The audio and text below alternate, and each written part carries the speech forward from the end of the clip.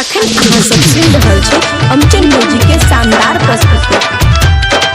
खुशी recording studio बलुआहा। DJ Shiva बरसम। Modi ji से नाम जोड़ाने कोनो प्रयास से गई, कोनो प्रयास से गई, कोनो प्रयास से अब दुल्हा मिलते के पैयो मोदी जी के राज में। अब दुल्हा मिलते के पैयो मोदी जी के राज में। मोदी जी से नाम जोड़ाने कोनो प्रयास से गई, कोनो प्रयास से गई, कोनो प्रयास से अब दुल्हा मिलते के पैयो मोदी जी के राज में। अब दुल्हा मिलते के पैयो मोदी जी के राज में। खुशी रिकॉर्डिंग स्टूडियो बलुआहा। डीजे शिवा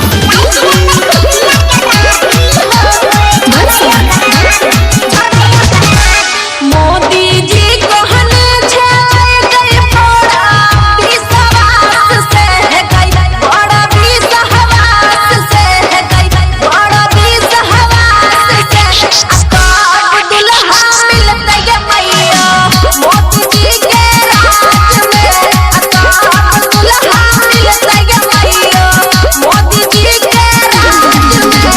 मोदी जी से नाम जोड़ाने कोनो प्रयास से गई, कोनो प्रयास से गई, कोनो प्रयास से अब दुल्हा मिलते के पैयो मोदी जी के राज में।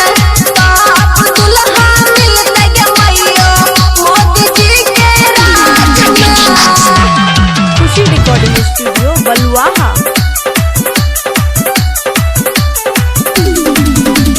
डीजे शिवा बरसम।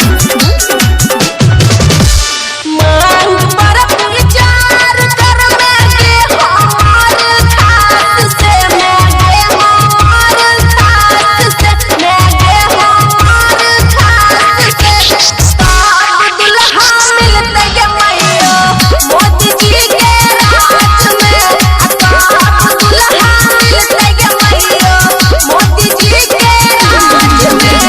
मोदी जी से नाम जोड़ाने कोनो प्रयास से गई, कोनो प्रयास से गई, कोनो प्रयास से अब दुल्हा मिलते के पैयो मोदी जी के राज में। अब दुल्हा मिलते के पैयो मोदी जी के राज में।